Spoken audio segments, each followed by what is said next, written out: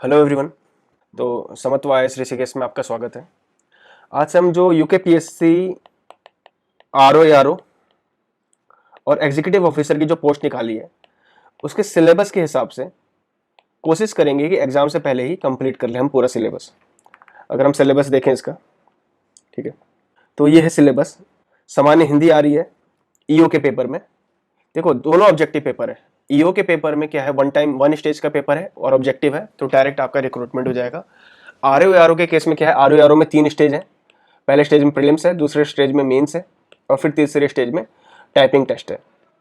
तो लगभग syllabus same है दोनों का, और दोनों का लेकिन बस डिफरेंस ये है कि आरओ में 3 स्टेज है और इसमें सिर्फ 1 स्टेज है। हिंदी नहीं आएगी आरओ में के प्रीलिम्स स्टेज में, ठीक है ना। तो ईओ के प्रीलिम्स या फर्स्ट स्टेज में ही जो एक ही स्टेज है उसका, उसमें हिंदी आएगी, ये सारी चीज़ें हिंदी आएगी। उसके अलावा जो जनरल स्टडीज़ का जो सिलेबस है वो लगभग सेम है। ये आरओ का है, सॉरी ये ईओ का है, और यहाँ से आरओ का शुरू हो रहा है। तो सिलेबस आप देखोगे तो जनरल स्टडीज़ का सिलेबस सेम है और हम कवर करेंगे एक एक करके सारी चीज़ें। 26 नवंबर को पेपर है ईओ का, 17 दिसंबर को पेपर है आरओ का। तो एक एक जितने भी सिलेबस है, चाहे वो हिंदी हो चाहे वो मैथमेटिक्स हो, सारा हम ईओ का भी कवर करेंगे और उसके साथ साथ हमारा आरओ का भी कवर हो जाएगा।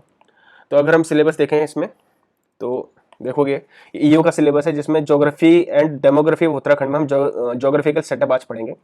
सैलेंट फीचर्स ऑफ उत्तराखंड हिमालय वो हम कल वाले लेक्चर में मैं आपको पढ़ाऊंगा। तो आज के उसमें ज्योग्राफिकल सेटअप पढ़ लेते हैं, और सेम यही सिलेबस है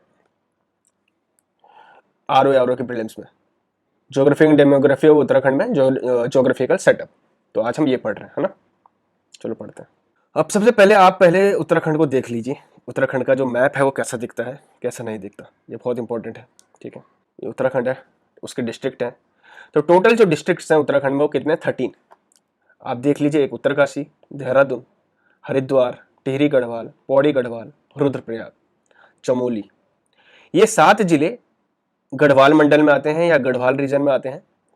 उत्तराखंड 2 पार्ट्स में डिवाइडेड है, एक है गढ़वाल रीजन और एक है कुमाऊं रीजन। कौन से रीजन, एक है गढ़वाल और दूसरा कुमाऊं। कुमाऊं रीजन में लगभग 6 डिस्ट्रिक्ट्स आते हैं और गढ़वाल रीजन में 7। कौन सा, एक उत्तरकाशी, दूसरा रुद्रप्रयाग, तीसरा चमोली, चौथा टिहरी गढ़वाल, 5वां देहरादून, छठा हरिद्वार और 7वां पौड़ी गढ़वाल। और 6 डिस्ट्रिक्ट कौन से हैं जो कुमाऊं रीजन में आते हैं, वो है पिथौरागढ़, बागेश्वर, चंपावत, अल्मोड़ा, नैनीताल और उधम सिंह नगर, ठीक है। उसके अलावा जो इसका शेप है वो कैसा शेप है, वो है रेक्टेंगुलर शेप। कैसा शेप है, रेक्टेंगुलर शेप है। और इसका जो एरिया है वो 53,483 स्क्वायर किलोमीटर है, 53,483 स्क्वायर किलोमीटर, ठीक है, जो कि 1.69% of India total geographical area है। क्या है, 1.69% of India total geographical area, ठीक। उस एरिया का जितना भारत का एरिया है उसका कितना परसेंट है उत्तराखंड का एरिया, 1.69%, ठीक है। और अगर हम बात करें एरिया के हिसाब से, जो उत्तराखंड स्टेट की रैंकिंग है वो कितने नंबर पे आती है, स्टेट के हिसाब से 18वें नंबर पे आता है। अगर हम यूनियन टेरिटरी भी इंक्लूड कर दें तो जो लद्दाख की यूनियन टेरिटरी है वो उत्तराखंड से बड़ी है एरिया में। तो उस हिसाब से उत्तराखंड यूनियन टेरिटरी स्टेट के भी मिला दिया जाए तो उसमें उसकी रैंकिंग आती है 19। क्लियर हो रहा है। उत्तराखंड हिमाचल प्रदेश से छोटा है एरिया में, लेकिन पंजाब, हरियाणा, जम्मू एंड कश्मीर, जो कि अब ये भी यूटी बन चुका है, पहले ये स्टेट था, और केरला, इन चारों राज्यों से बड़ा है, ठीक है। और भी राज्य हैं, मेघालय, मिजोरम, मणिपुर, त्रिपुरा, नागालैंड, ठीक है, सिक्किम, गोवा, ये सारे स्टेट से भी बड़ा है। लेकिन कहीं कहीं बार कंफ्यूजन होता है, अगर रैंकिंग में आ जाए तो आपको लगेगा नहीं यार केरला हो सकता है बड़ा हो या जम्मू एंड कश्मीर बड़ा हो, नहीं, वो दोनों एरिया में उत्तराखंड से छोटे हैं। हिमाचल प्रदेश बड़ा एरिया में। पॉपुलेशन के हिसाब से स्टेट में उत्तराखंड 19वें नंबर पे आता है, और अगर हम यूनियन टेरिटरीज को भी इंक्लूड करें तो 2 यूनियन टेरिटरी, एक दिल्ली और एक जम्मू एंड कश्मीर, पॉपुलेशन में इससे ज्यादा, इसलिए ये 21वें नंबर पे आ जाता है, ठीक है।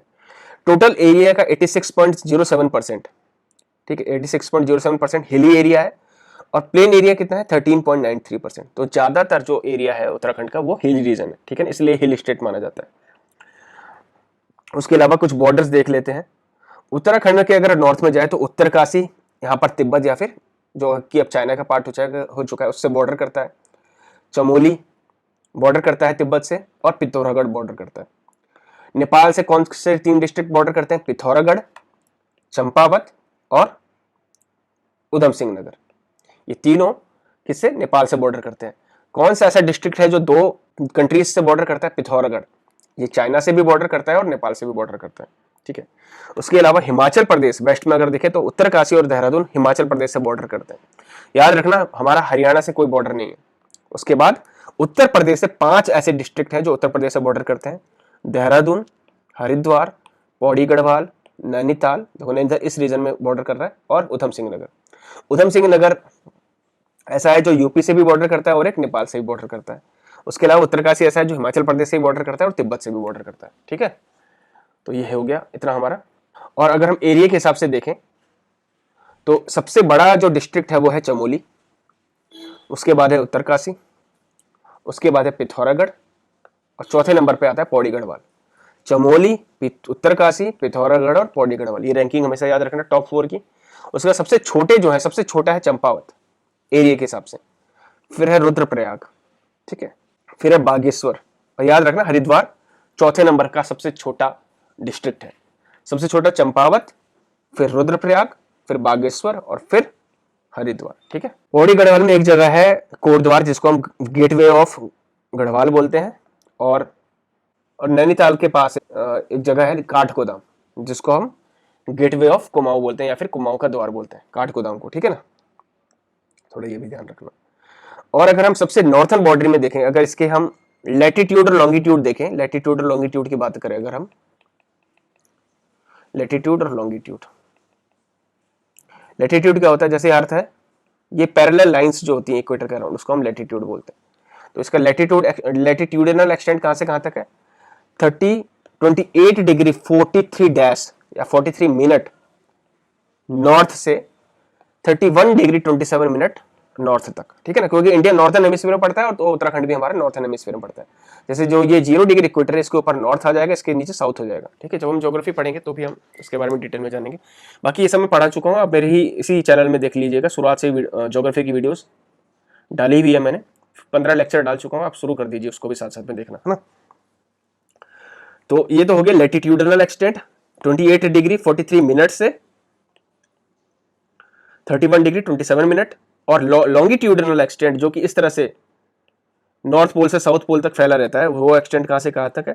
77 डिग्री 34 मिनट ईस्ट से 81 डिग्री 2 मिनट 02 मिनट ईस्ट। तो ये ईस्ट में फैला हुआ है।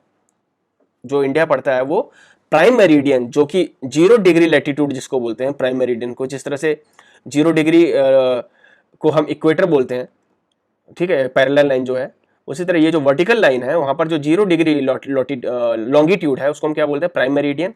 उसके जो इस साइड पड़ता है ईस्ट में, उसको हम ईस्टर्न साइड बोलते हैं, है ना। तो इंडिया उसके ईस्ट में पड़ता है, इसलिए 77 डिग्री 34 मिनट ईस्ट से लेके 81 डिग्री 2 मिनट ईस्ट तक उत्तराखंड का एक्सटेंट है, ठीक है, ये याद रख लेना। उसके अलावा जो पौड़ी गढ़वाल है वो सबसे ज्यादा 7 डिस्ट्रिक्ट के साथ बाउंड्री बनाता है। हरिद्वार, देहरादून, टिहरी गढ़वाल, रुद्रप्रयाग, चमोली, अल्मोड़ा, नैनीताल, इस 7 डिस्ट्रिक्ट के साथ ये बॉर्डर बनाता है। अल्मोड़ा 6 डिस्ट्रिक्ट के साथ बॉर्डर बनाता है, और चमोली भी 6 डिस्ट्रिक्ट के साथ बॉर्डर बनाता है, ठीक है। इतना क्लियर हो गया। सबसे ईस्टर्न साइड में इसके रिवर काली और वेस्टर्न साइड में रिवर टोन्स उत्तराखंड की बाउंड्री बनाती है। रिवर काली नेपाल और उत्तराखंड को अलग करती है, और रिवर टोन्स हिमाचल प्रदेश और उत्तराखंड को अलग करती है, ठीक है ना। और सबसे नॉर्थन साइड में उत्तरकाशी पड़ता है, और सबसे सदर्न साइड में उधम सिंह नगर, सबसे ईस्टर्न साइड में पिथौरागढ़, और सबसे वेस्टर्न साइड में देहरादून, ठीक है ना। नॉर्थ से साउथ इसकी जो लेंथ है 320 किलोमीटर है, और ईस्ट से वेस्ट जो इसकी लेंथ है वो है 358 किलोमीटर, ठीक है। लॉन्गेस्ट बाउंड्री जो चाइना और नेपाल से कौन बनाता है? पिथौरागढ़। ये चाइना से भी लॉन्गेस्ट बाउंड्री बनाता है और नेपाल से भी लॉन्गेस्ट बाउंड्री बनाता है, ठीक है ना। इतना क्लियर हो गया। उसके अलावा कुछ पासेस हैं शिवालिक रेंजेस में जो कि उत्तराखंड में एंटर करते हैं प्लेन एरिया से, जैसे तिमली पास, मोहन पास और तिमली पास। उसके अलावा ऐसे ही कुछ पासेस हैं जो कि उत्तराखंड के हिमालयन रेंजेस में एंटर करवाते हैं, चिलकिला, चौखी घाट और बमोरी और ब्रह्मदेव, ये कुछ पासेस हैं, ठीक है ना।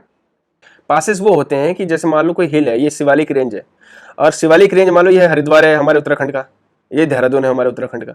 अब कैसे कोई पहाड़ को काट के तो जा नहीं सकता, तो रिवर्स ने अपने आप या फिर इरोजन की वजह से कुछ ऐसे पासेस बने जहां से पास होके हम आराम से देहरादून पहुंच सकते हैं, उनको हम पासेस बोलते हैं, ठीक है ना।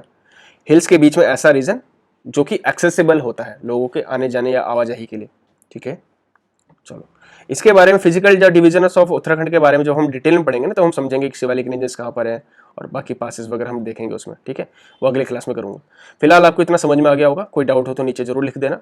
हम डेली एक लेक्चर करेंगे, उसके साथ साथ धीरे धीरे अगर आप सपोर्ट करेंगे, सब्सक्राइब करेंगे चैनल को, लाइक करेंगे वीडियो को, तो एक दिन में दो तीन तीन लेक्चर भी डालूंगा मैं, और हिंदी भी साथ साथ में कवर करूंगा, मैथमेटिक्स में, ठीक है। धन्यवाद।